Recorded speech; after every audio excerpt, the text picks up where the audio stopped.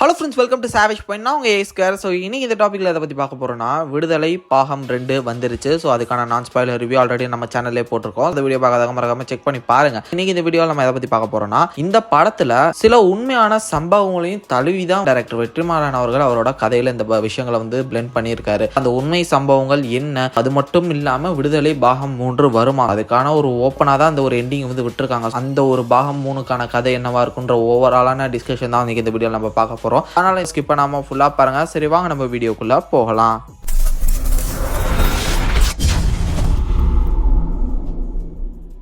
First of all இந்த விடுதலை பாகம் 2ஓட கதை என்னன்றதை பார்ப்போம். முதல் பாகத்தில் பெருமாள் வாத்தியாரை பற்றி வந்து சில விஷயங்கள் நம்ம பார்த்துருப்போம், சில விஷயங்கள் கேள்விப்பட்டிருப்போம். இப்போ இவரோட வாழ்க்கை எங்கேருந்து ஆரம்பிச்சது, எப்படி இந்த போராட்டத்துக்குள்ள இறங்கினாரு, இவர் எப்படி மக்கள் படையோட தலைவராக மாறினாரு, அவரோட ஆரம்ப புள்ளி எங்க, அதுக்கப்புறம் இவர் என்னெல்லாம் செஞ்சாரு, இப்போ இவர் எந்த நிலையில வந்து நிற்கிறான்ற வரையும் அந்த படத்தில் பெருமாள் வாத்தியாரை பற்றி நம்ம நல்லா தெளிவாக தெரிஞ்சுக்கிட்டோம். இதை தாண்டி இந்த நாட்டில் நடக்கக்கூடிய அரசியல் எந்த அளவு டார்க்கான அரசியல் இங்கே நடந்திருக்கு அப்படின்றத சூப்பராக ராஜீவ் மேனன் சார், அதுக்கப்புறம் இன்ஸ்பெக்டர், போலீஸ், இவங்களெல்லாம் வச்சு பதவிக்காகவும் பணத்துக்காகவும் அரசியல்வாதிகளும் இந்த கவர்மெண்ட் அதிகாரிகளுமே எவ்வளவு கேவலமா நடந்துக்கிறாங்க, அவங்க இயக்கங்கள் மக்களை விட கேவலமா நடந்துக்கிறாங்க அப்படின்றத தெல்ல தெளிவா ஒரு வெளிச்சம் போட்டு காமிச்சிருக்காரு.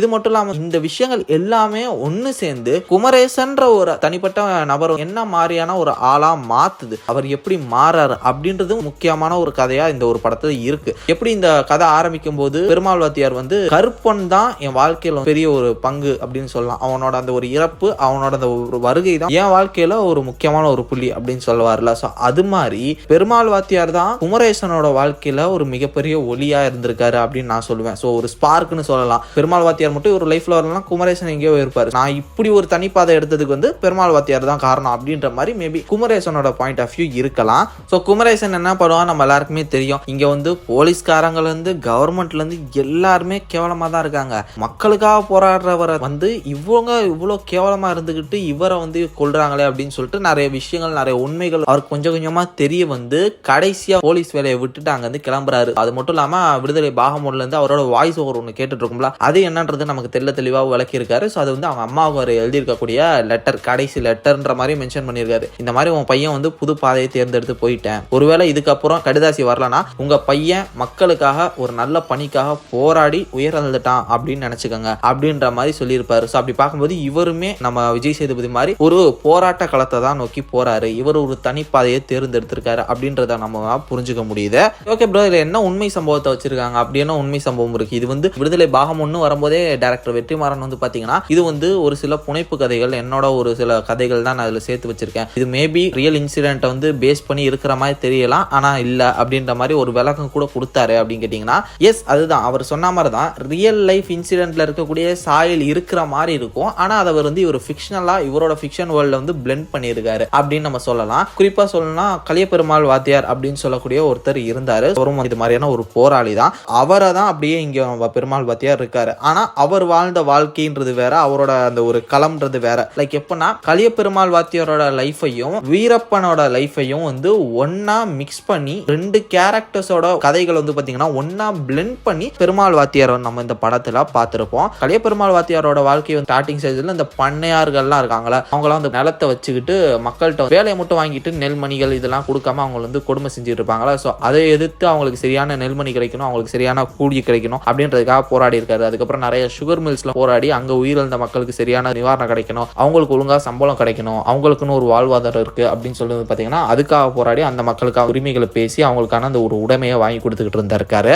இதுல உண்மை சம்பவம் அதே மாதிரிதான் இந்த பெருமாள் வாத்தியாரோட வாழ்க்கை அப்படிதான் போயிருக்கு. இந்த மாதிரியான விஷயங்களுக்கு தான் போராடுற மாதிரி காமிச்சிருப்பாங்க. அதுக்கப்புறம் இன்னொரு ஒரு உண்மை சம்பவத்தை என்ன காமிச்சிருப்பாங்க பாத்தீங்கன்னா ஒரு வெடி விபத்தை வந்து இங்க காமிச்சிருப்பாங்க. 1970 பிப்ரவரி 22 வாத்தியாரோட தோட்டத்துல 3 இளைஞர்கள் வந்து இந்த மாதிரி வெடி வந்து ஹேண்ட் கிரனேட்ஸ் சொல்லுவாங்களா, கையால செய்யக்கூடிய வெடி பொருட்கள், அவங்களோட பாதுகாப்புக்காக இந்த மாதிரி செஞ்சுட்டு இருக்காங்க. அவங்களோட இயக்கம் வந்து அட்டாக்கிங் ஒரு ஃபோர்ஸா மாறி இருந்தது. அந்த டைம்ல இதை செஞ்சுட்டு இருக்கும் போது வந்து பாத்தீங்கன்னா தவறுதலா அங்கேயே வெடிச்சு அங்க 3 இளைஞர்களும் இறந்துறாங்க. அந்த ஒரு ஸ்பாட்ல இவருமே இருந்திருக்காரு. இவருக்குமே ஒரு சில அடிகள் பட்டிருக்கு. அங்க அவங்க 3 பேரையும் அவர் வந்து புதைச்சிருக்காரு. ஸோ அதுக்கப்புறம் இந்த விஷயங்கள்லாம் வெளியே தெரிய வந்து இவர் வந்து அரெஸ்ட் பண்றாங்க. 1971 இவருக்கு வந்து தூக்கு தண்டனை விதிக்கப்படுது. அதுக்கப்புறம் அது கேன்சலும் செய்யப்படுது. ஸோ அதுக்கப்புறம் 1981 அவர் சிறை வாழ்க்கை வந்து முடியுது. வெளியே வந்ததுக்கு அப்புறம் தமிழரசன் சொல்லக்கூடிய இளைஞரோட சேர்த்து தமிழ் தேசிய அரசியல் அந்த ஒரு சித்தாந்தத்தை முன்னிறுத்தி அவங்க போராட்ட களம் அப்படின்னு சொல்லிட்டு இறங்குறாங்க. இதுல ரயில் குண்டு விபத்துல வந்து பாத்தீங்கன்னா பெருமாள் வாத்தியார் வந்து சம்பந்தப்பட்டிருக்க மாதிரி படங்களை காமிச்சிருப்பாங்க. ஆனா கலியபெருமாள் வாத்தியார் அதுக்கு சம்பந்தப்படல. அது தமிழரசனோட வேலை. அவர்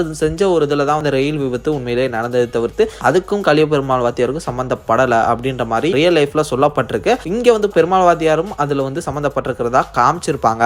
இதை தாண்டி அவ்வளவுதான் முடிஞ்சு. அதுக்கப்புறம் அவர் வந்து உடல் உபாதையால தான் இறந்திருக்காரு. மற்றபடி யாரு சுட்டு அப்படியெல்லாம் சாவல. 2007 தான் அவர் இறந்திருக்காரு. ஸோ அப்படின்ற மாதிரி அவரோட கதை முடிஞ்சிருக்கு. அது அப்படியே வீரப்பனோட ஸ்டோரியை லைட்டா இதுல மிக்ஸ் பண்ணி பிளெண்ட் பண்ணி ஒரு சில விஷயங்கள்லாம் மாத்தி அமைச்சு இது பண்ணியிருக்காரு. பார்ட் 1ல நிறைய பெண்கள் ஊர் மக்கள் எல்லாரையும் அடிச்சு நிர்வாணப்படுத்தி அவங்க எல்லாருமே கொடுமை செய்வாங்களா, அதெல்லாம் வாச்சாத்தின்னு சொல்லக்கூடிய ஒரு கிராமத்தில் நடந்த கொடூரமான ஒரு சம்பவம். அந்த ஒரு சம்பவத்தை வச்சுதான் இந்த ஒரு சீக்வன்ஸ் இருக்கு அப்படின்னு சொல்லிட்டு அந்த டைம்ல பேசப்பட்டது. அதுவும் இதுவும் மிக்ஸ் பண்ணி லைக் கலியபெருமாள் வாத்தியாராவும் வீரப்பனாவும் போர்ட்ரே பண்ணி இந்த ஒரு கேரக்டர் இருந்திருக்கு அப்படின்ற மாதிரி நம்மளால புரிஞ்சுக்க முடியுது.